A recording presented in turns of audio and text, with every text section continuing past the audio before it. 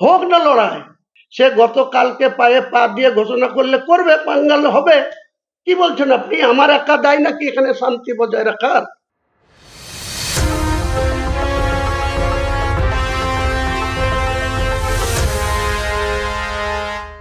ও যে ঘোষণা করেছে তাকে বলুন। আমি 2012 সালের 24 সালের 12ই ডিসেম্বর ঘোষণা করেছি। সে গতকালকে পায়ে পা দিয়ে ঘোষণা করলে করবে, পাঙ্গাল হবে। কি বলছেন আপনি? আমার একা দায় নাকি এখানে শান্তি বজায় রাখার? হোক না লড়াই। লড়াই করে দেশ স্বাধীনতা হয়েছে, লড়াই করে ইন্ডিয়া পাকিস্তানের ভাগাভাগি হয়েছে, জওহরলাল নেহরু আর জিন্না। আবার একটা লড়াই হোক না মুর্শিদাবাদে, অসুবিধা কি আছে? হোক লড়াই। লড়াইয়ের ময়দানে আমি সামনের সারি থেকে, আমাদের নবী সাহেব লড়াই করে কোরআনকে প্রকাশ করে গিয়েছে, দিয়ে গিয়েছে মুসলমানদের কাছে।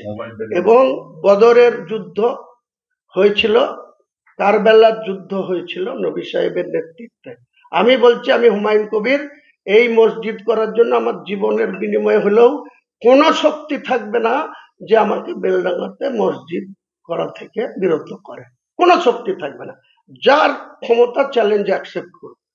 আমি চ্যালেঞ্জ করেই জীবনে বেঁচে আছি, চ্যালেঞ্জ আমি অ্যাকসেপ্ট করেছি। শুধু আমার দায়িত্ব ল অ্যান্ড অর্ডার দেখা। যারা বলছে তাদেরকে বিরত করুক। আমি তো 12/12/2024 কলকাতায় অল এতে বলেছি যে আমি 6 ডিসেম্বর 2025 বাবরি মসজিদের শিলান্যাস করবো। তাহলে কেউ সম্পাদনা ডাকছে, কেউ কালা দিবস করছে, কেউ অন্য কিছু করছে। আমার বলেছি 1 বছর আগে থেকে। আমাকে কেউ বা কাহারা, আমি নাম করছি না, আমাকে অত্যন্ত বুঝিয়ে সুঝিয়ে এখান থেকে বিরত করার চেষ্টা, যে আমি বলেছি ইম্পসিবল। আমি আমার লাইফে পলিটিক্স থেকে বাই বাই করে দেবো, কিন্তু এই জায়গাটা থেকে আমি কোনো মতে কিছু হটছি না, হটবো না। যদি কেউ আমাকে বল প্রয়োগ করে, শক্তি দেখায়, আমি শক্তির সঙ্গে মোকাবেলা করে লড়বো। বললাম তো 2 লাখ লোক বলেছি, 4 লাখ লোক বাড়াবো। যে আসুক না, কে আসবে আমার সামনে দাঁড়ায় দেখি না। আর কিছু চাটুকা মনে করছে যে তারা চিরদিন মমতা ব্যানার্জির দয়ায় এমএলএ থাকবে। তারা কদিন এমএলএ থাকে সেটাও দেখবো আমি। আমি যদি বেঁচে থাকি 26-এর ইলেকশনে এই জেলায় কে কে রিনিউ হয় আর কার কার রিনিউয়াল খারিজ হয় সেটা দেখা যাবে।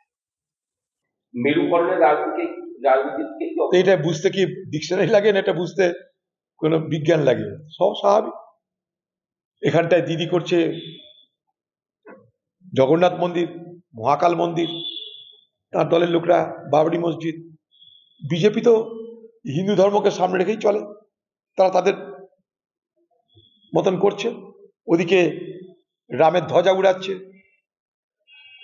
আর এখানে তাদের লোকরা বলছে রাম মন্দির করবে।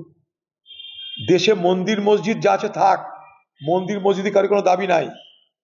কোনো মানুষ বলছে না আমাকে মন্দির করে দাও, মসজিদ করে দাও। মানুষ বলছে চাকরি দাও, খেতে দাও, শিক্ষা দাও, স্বাস্থ্য দাও। সেটা দিচ্ছে কোথায়? দেখুন, উনি কি করবেন সেটা ওনার বিষয়। উনি এর আগে অনেক কথাই বলেছিলেন, ওনার কথায় আমি কোনো গুরুত্ব দিই না। উনি বলবেন যে বাবরি মসজিদ হবে না কোন মসজিদ হবে তার উপরে নির্ভর করবে তা না।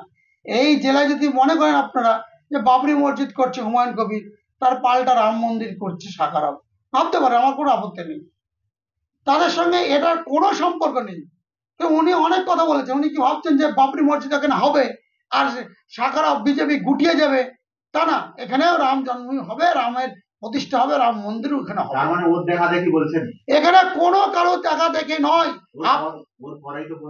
আপনারা কার পরে সেটা কথা নয়। উনি তো অনেক কথা বলেছেন। উনি বলেছেন আমার বিধায়ককে ঠ্যাং ভাঙবো। আমি আজও বলছি আমার বিধায়ককে কারোর গায়ে স্পর্শ করে আমি এক ঠ্যাং ভেঙে বাংলাদেশ, এক ঠ্যাং ভেঙে পাকিস্তানে ফেলবো। উনি 10টা লাঠি মারলে আমি একটা লাঠি তো মারবোই ভাই। তো নোয়া খেলে খেলবে। আমি টসে এই জেলাতে কাউকে ওয়াক ওভার দিব না। আমি গোলের বার পোস্টে আমি দাঁড়াবো, তাকে বল কি করাবো তাতে আমি গোল খাবো। তাকে বলে পা মেরে শট মেরে তাকে শিল দিয়ে কাপ জিততে হবে। ওয়াক ওভার এই জেলায় পাবে না যতদিন সাকারাবের জীবন থাকবে।